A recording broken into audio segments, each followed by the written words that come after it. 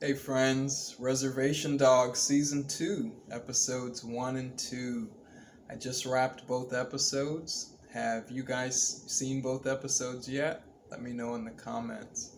I went to work today, waited till I got off to get home to watch the episodes, and I'm glad I did, because it was nice to just wind down after work with, catching up with our friends and kind of going on this wild journey, with the girls. So let's talk. It was nice, they opened the episode with Willie Jack. She's kind of the narrator for the first part of the episode. She's catching us up with, Bear, Cheese, and what's going on around the reservation. It was nice to see Big. It was nice to see the twins and just kind of see that everyone was doing well. It was nice to catch up with everyone. Pretty quickly, we realized that Bear's unhappy that he's been left behind. Can you guys believe that Allura actually left Bear behind? I can't, but she did. And she went, and her karma has come back on her, and she is going on the ride of her life. Allura and Jackie, they are on the road. They're in Grandma's car, and they pull off on, some kind of travel stop or something on the side of the road. And Jackie gets a fortune that says, "Turn aside from the path that you're on." She had every indication, every message that, this wasn't right. You guys didn't do this the right way. Leaving your friends, Allura should have known, leaving your friends behind and breaking promises, it's not going to yield good results. It's not going to bring you, good medicine. And so pretty quickly that engine starts knocking. I knew it was coming, I knew something was going to happen. As soon as Allura said, what's going on with that light? Like, my heart sunk, because I said, here we go. I knew this was going to happen. So the engine dies, they're hitchhiking. Creepy guy pulls up and picks them up. I got creepy vibes right off the bat. Did you? I thought the guy was like so creepy that I said, well, maybe I'm being too harsh, and maybe he's just a regular guy, because he was like, I was going back and forth with the guy. But when he pulled off the road and started being evasive and locked the door on the girls, I freaked out. It was like I was watching a horror movie.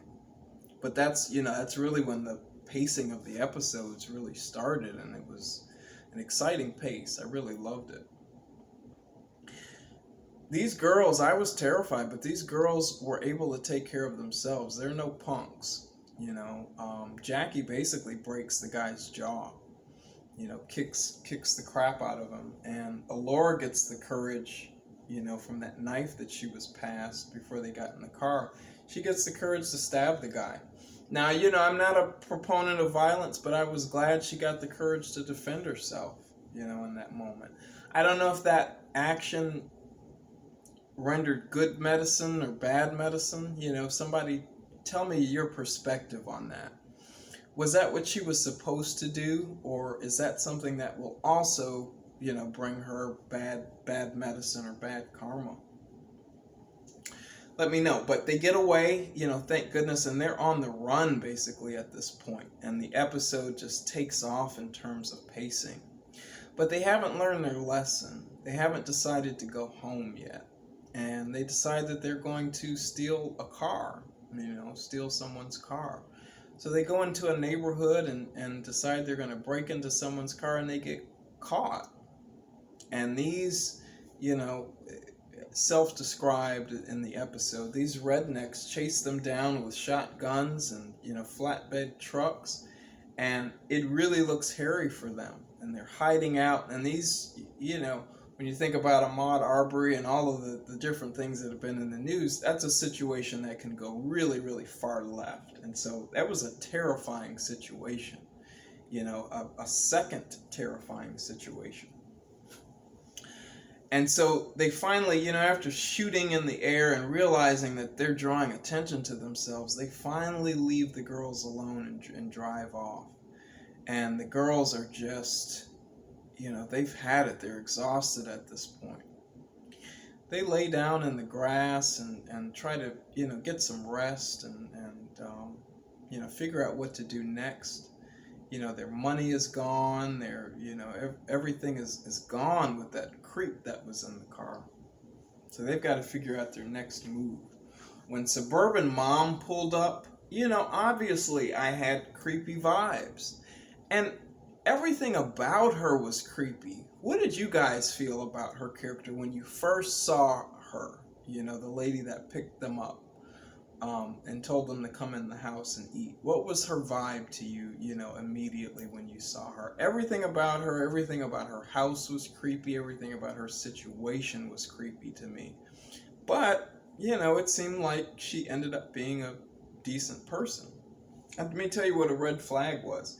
When she pulled out those rolls and said, I'm just going to eat ranch and rolls, and you guys eat the food, I kept saying, red flag, don't eat the food. She's going to poison you.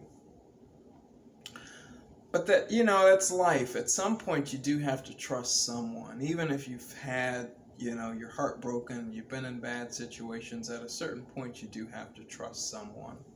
But even when they went into those bedrooms, I was still nervous that they were separated, and I thought a predator was going to follow them into one of the bedrooms. Turns out they had a quiet place to sleep. Jackie wakes up about 4 a.m. She decides she's gonna ditch Alora and take off and steal the lady's car. That was a lesson to me. When you hang with folks that are deceitful and they lie, they'll lie to you. They'll trick you. You can't build community among people that aren't trustworthy. There's no such thing, because they'll turn on you on the first opportunity. But, Jackie's karma did catch up to her. Her conscience caught up, and she did go back for Alora. And I was glad. Because, okay, you're going to steal the truck, but then leave Alora to answer for it. I thought that was going to be crappy. But she takes Alora with her, glass half full, glass half empty, because now you girls have stolen this lady's truck. And I feel like it's short-sighted. What do you guys think about that? I mean, you're obviously not going to be able to drive a stolen truck all the way to California, are you? So, and then another thing, that lady does not seem stupid. I thought there may be a GPS tracker on the truck. She may have some friends in law enforcement. You guys got to remember, she's a divorcee. She's a woman living on her own for years and years. She might be prepared for situations like this in some way. So when she looked out the window and said, "You little sluts," I got this foreboding feeling, like we hadn't seen the end of that character. And she was kind of cool, so I wouldn't mind seeing her again. But they've stolen this girl's truck and hitched grandmother's car to the back of the stolen truck. So grandmother's registered car is on the back of the stolen truck.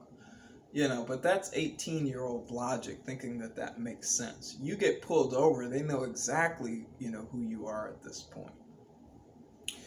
We'll see how far they go, but the bad medicine continues. They have not learned their lesson. When Jackie gets to her mom's house and tries to borrow some money from mom, who, isn't doing that well, she ends up stealing more money from her than she needed. And, you have every opportunity on this journey to do the right thing, and you keep choosing the path of least resistance. You keep choosing the low vibration path. And I feel like you can't do anything but come back and backfire and kind of ruin their plans. They're either going to learn some great lesson and it's going to make the road smooth for them going forward, or it's just going to all blow up in their face and they're going to have to come back to the res. What do you guys think is going to happen? What are your predictions so far about this crazy journey that these girls are on?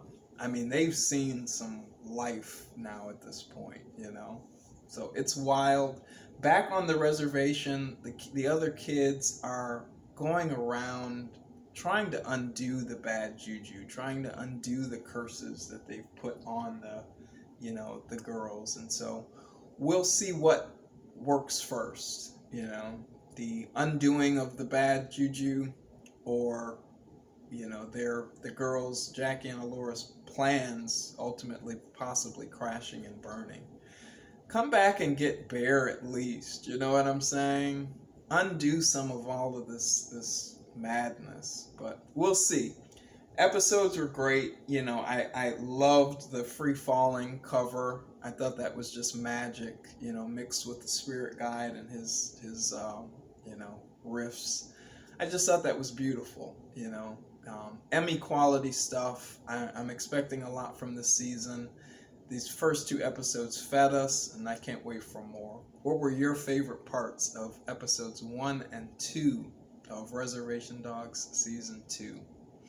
Next week, guys, I think they're just 30-minute episodes, so we'll be able to kind of go scene by scene next week and kind of deep dive and take the lessons. But bad medicine, guys, what you put out is what you get back. Walk with that this week. And so until our next conversation, guys, give this video a like if you will, a comment, and please consider subscribing to my channel, Justin Talks Film, for more movie and TV related content. I'm so glad we're here in Season 2, guys, and I'll see you next week. Cheers.